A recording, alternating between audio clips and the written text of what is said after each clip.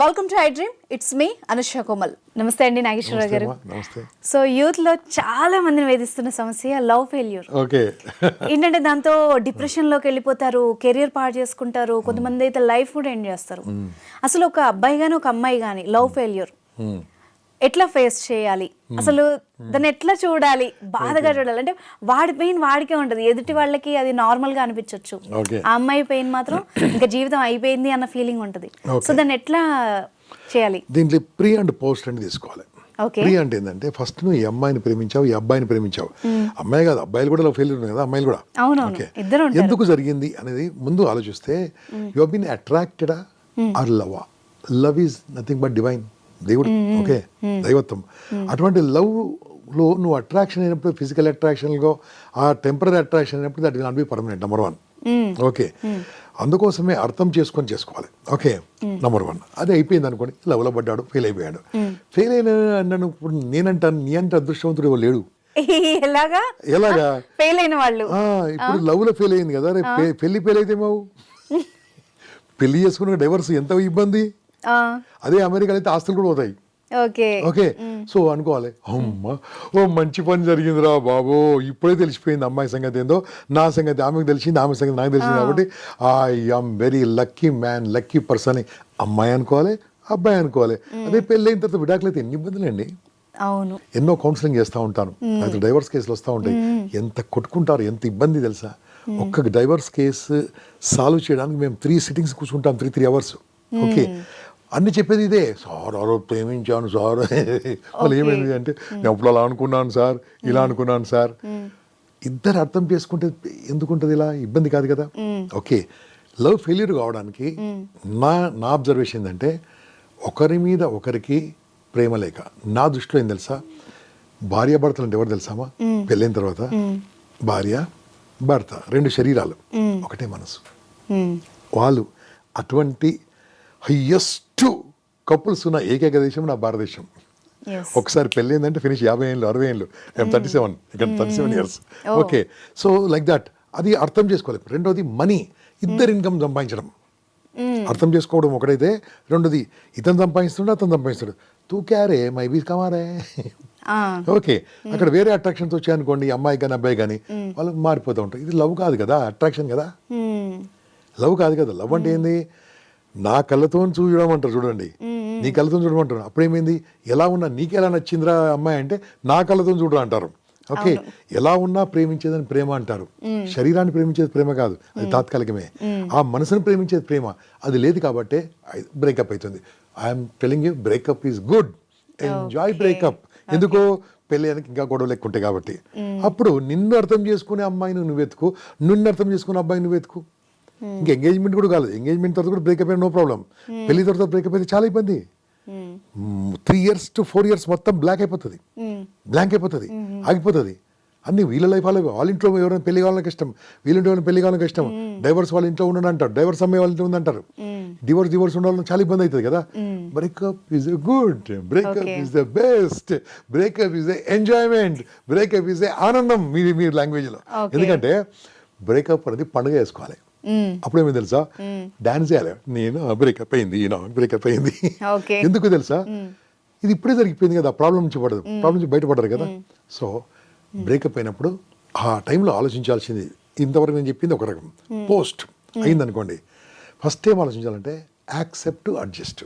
నేను అమ్మాయితోని లేదా నా అబ్బాయితోని ఎందుకు కలిసి ఉండలేకపోయాను, మధ్యలో కారణాలేంటి. నాకు తెలిసేంతవరకు అమ్మా, నా దగ్గరకు వచ్చిన క్లయింట్స్ మా కౌన్సిలింగ్లో ఇద్దరి మధ్యలో ఇంకోటి వస్తారమ్మా. ఖచ్చితంగా థర్డ్ పర్సన్ ఎంటర్ కావడంలో ఇద్దరు బ్రేకప్ అవుతారు. అమ్మాయి వస్తుందా, అబ్బాయి వస్తుందా అంటే ఇంకో వాళ్ళకు మీ సీక్రెట్ చెప్పినప్పుడే ఇబ్బంది అవుతుంది. నేనేమంటానంటే నీ సీక్రెట్ నీ దగ్గరే దాగనప్పుడు నీ సీక్రెట్ ఇంకోళ్ళు చెప్తే ఎంత దాగుతుంది. Correct. Don't share your secrets, don't share her secrets. అయిపోయింది ముందే. కలిసిన తర్వాత ఒకప్పుడు ఏమైందో తెలుసా, నేను అలాగే అనుకున్నాను అంటాడు. అయిపోయింది, ఫినిషింగ్. నేను అలాగే అనుకున్నాను కాబట్టి నో, అది ఎంత జరిగింది కాబట్టి నెక్స్ట్ మీరు ముందుకు వెళ్తేప్పుడు వాళ్ళు ఇలాంటి తప్పులు చేయకుండా చేయాలి. Okay, breakup is a festival. Okay, breakup is a good thing. Breakup is a not for suicide. Breakup is a life. మళ్ళీ లైఫ్ వచ్చింది. Okay, breakup is a great example, experience. ఆ ఎక్స్పీరియన్స్ తోనే వాళ్ళు ఆనందంగా ఉండొచ్చు కదా.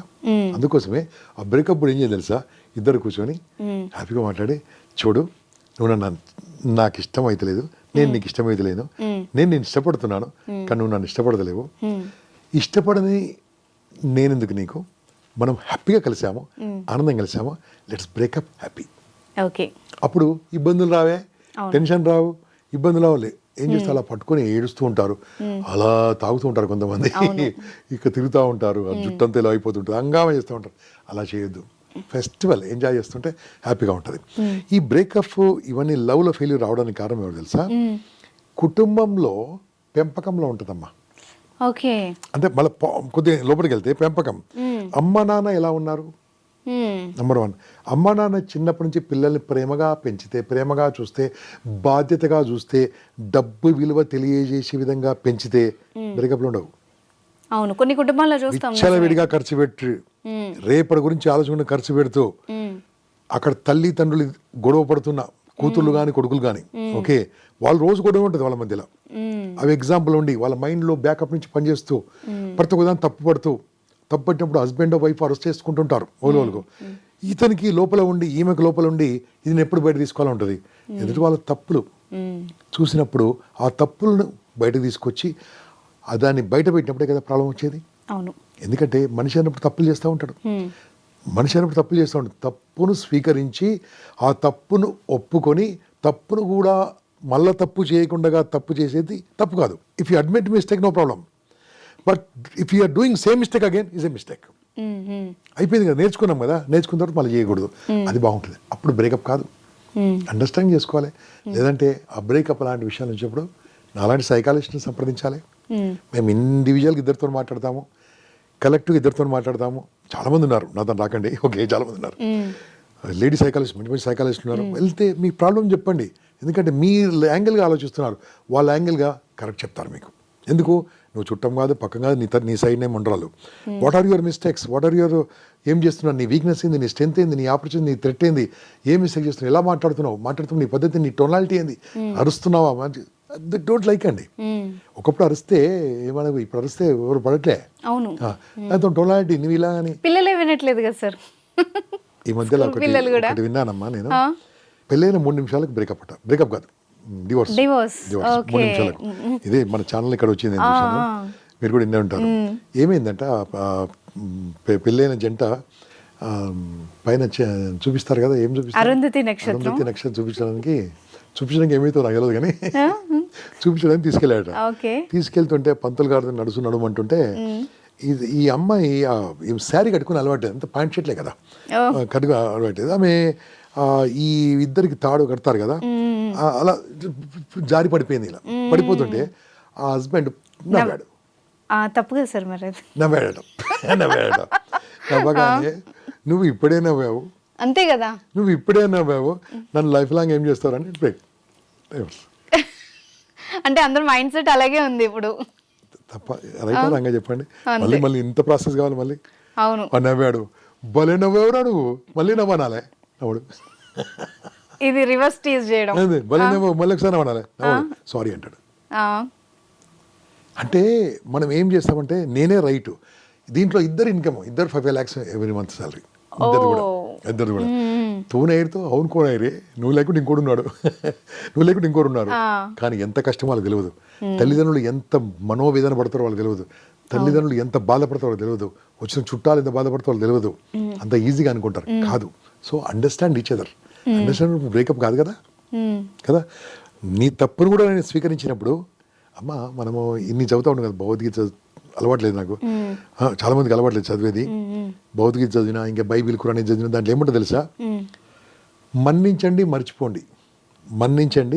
మర్చిపోండి ఎదుటి వాళ్ళ తప్పులను, డోంట్ హోల్డ్ ఎనీథింగ్, క్షమించండి, okay, forgive everybody fast, forgive, అదే కదా ఆనందం.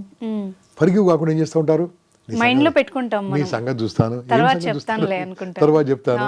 సో అలా అనుకోవడం ఏమవుతుంది, అది పెరుగుతూ ఉంటుంది, గ్యాప్ పెరుగుతూ ఉంటుంది. గ్యాప్ పెరుగుద్ది అంటే ఒకలో అండర్స్టాండ్ చేసుకోవాలి, ఒకలో ప్రేమించుకోవాలి, ముందే రాసుకోండి. లవ్ అన్నారు కదా, పిచ్చిపాటి కబుర్ల బదులు వారంకోసారి నేను నిన్ను అర్థం చేసుకుంది ఇది, నన్ను అర్థం చేసుకుని ఏంటి రాయి. ఓకే, ఇది లవ్ ఫెయిల్యూర్ కాకుండానా సూత్రం? కాకుండా ఉండాలంటే ఆహా, ఓకే ఓకే. నేను వీడియో తీస్తాను, రాసే ఓపిక లేదు కదా ఇప్పుడు. అవును. నేను వీడియో తీస్తాను, నీ మనసులో ఉన్న భావాలు నాకు చెప్పు, నేను ఎలా ఉండాలని కోరుకుంటావు చెప్పు, నేను ఎలా ఉన్నానో నీకు చెప్తా. ఉదాహరణ మాట వీడియో రికార్డింగ్ పెట్టుకోండి, వీడియో రికార్డింగ్ చేసుకోండి, అన్నావు అనుకో చూపించండి నువ్వు ఆ రోజు ఏమన్నావు, ఐఎమ్ సారీ, అయిపోతుంది ఫినిష్ కదా. నేను సమాజంలో ఉండి సమాజంలో ఎవడో నేర్పించిందని వీడు మాట్లాడుతూ ఉంటాడు, ఆ వీడియో రికార్డింగ్ దాన్ని ఇమ్మీడియట్గా వెల్కమ్ డౌన్ అండి, అది most important. Super. Love failure is a festival, enjoy. Thank you very much sir, చాలా ఇంపార్టెంట్ విషయాలు చెప్పారు. Good luck. Thank you sir.